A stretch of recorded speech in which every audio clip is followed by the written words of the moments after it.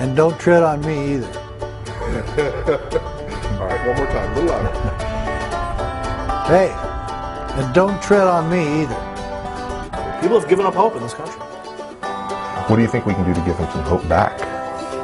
It's time to start kicking ass and taking names.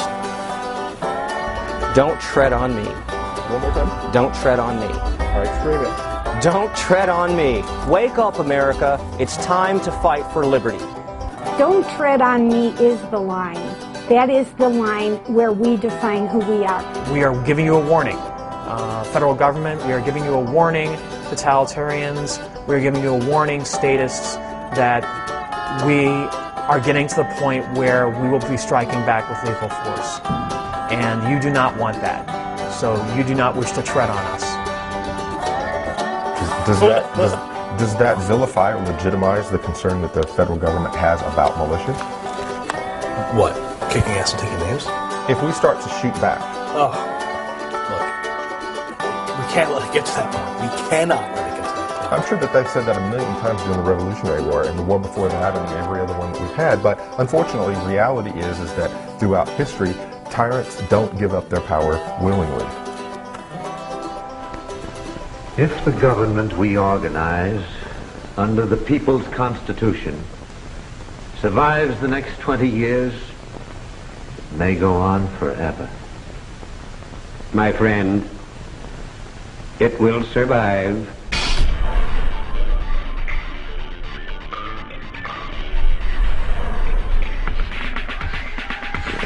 What are our obligations of citizenship?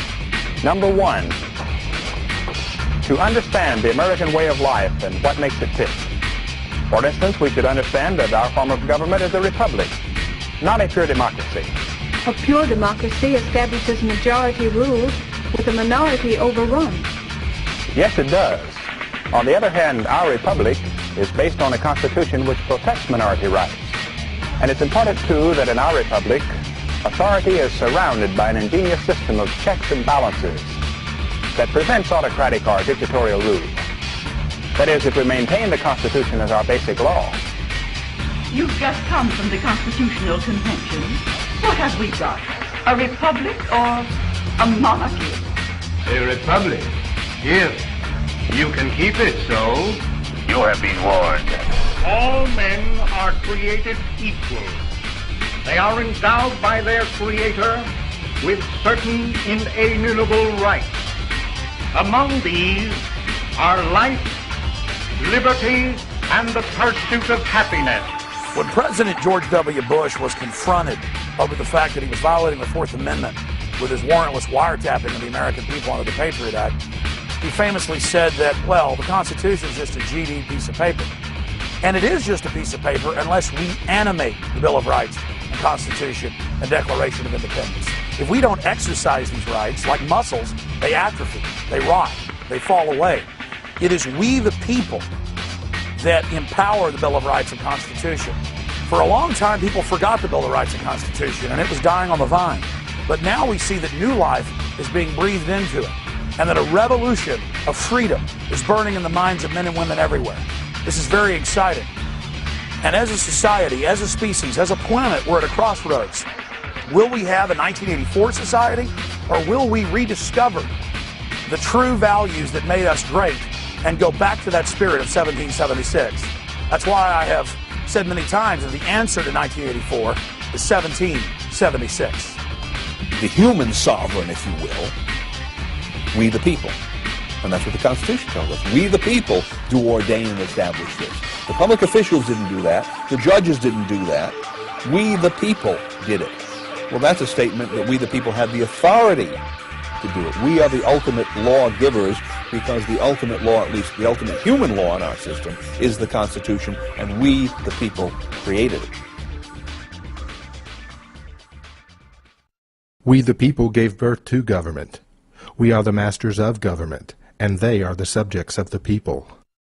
A lot of people blame the Bill of Rights and Constitution. They blame our system of government for the oppressive corruption that we're living under.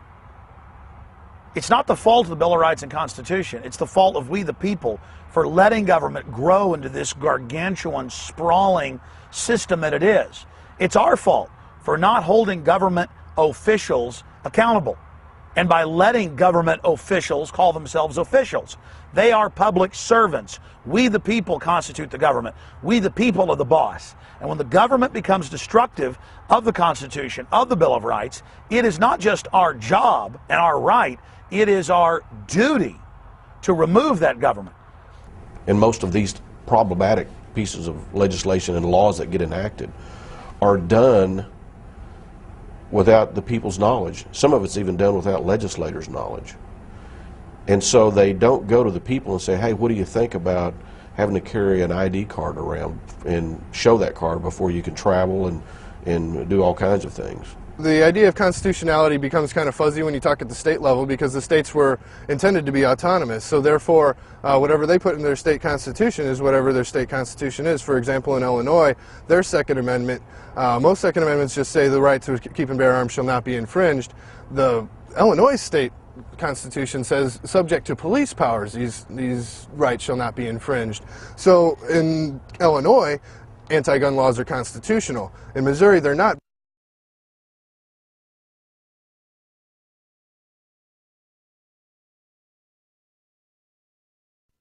The bill, House Bill number 246, is an act exempting from federal regulation under the Commerce Clause of the Constitution of the United States a firearm accessory, or ammunition manufactured and retained in Montana, and providing an applicability date. So it's basically they're trying to exempt themselves from the Commerce Clause, and the Commerce Clause is what the federal government uses for everything. If a state gets out of line, yeah, this is what they use to pull them back in. Anything. In Missouri, it just says if the firearms and ammunition are made here, what's made here and stays here is not subject to the national government's Commerce Clause. They've used this Commerce Clause to interfere with everything they choose.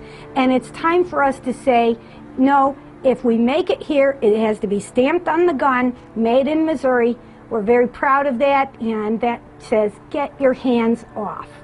Tonight, states are stepping up to protect their residents' Second Amendment rights from what they see as the long arm of Washington. Under a new state law starting next month, any gun made in Montana, sold to a Montana resident, and remaining in that state will be exempt from federal control. Congress does have the power to regulate interstate commerce, but I think that was the specific intent. That is to say, that Congress has the power to regulate the way trade occurs between the states, and also to regulate the way trade occurs outside of states in commerce with other nations. But this Interstate Commerce Clause has been interpreted so broadly as to literally affect every aspect and phase of American life. That is the loophole that has been used to so dramatically broaden the application of federal power far beyond the intent of the framers of the Constitution. But when the federal government comes in and says, we want to be your daddy, we want to tell you how to live your life, that's where we draw the line and say, whoa, not in Montana. And the feeling among many there is that the thing to fear the most is not a person with a gun, but a government that would take that gun away. Well, the meaning of the Second Amendment is found in its actual words: a well-regulated militia being necessary to the security of the free state, the right of the people to keep and bear arms to not be infringed. Now, you notice that structure. If we ask what's the most important point in the Second Amendment, well, it's the object, and the object is the security of a free state. Right? And the first thing that the amendment tells us is that something called a well-regulated militia is necessary to that purpose. And the second thing it tells us is that something called the right of the people to keep and bear arms shall not be infringed. Why? Because it's connected in some way to a well-regulated militia, which is connected directly, as the amendment tells us, to the security of a free state. Well, the Second Amendment was written just to make sure we wouldn't have bad people come in and try and rob us of our rights. The bottom line is that's the only last hope there is if people are trying to do harm to our nation. Well, the whole reason we have the Second Amendment in there, a lot of people understand this, but a lot of people either never knew or have forgotten, it's to protect ourselves against an out-of-control government, a tyrannical government, a government that's violating the rights of the citizens and violating the law. And we have that today. We have a federal government that violates the law.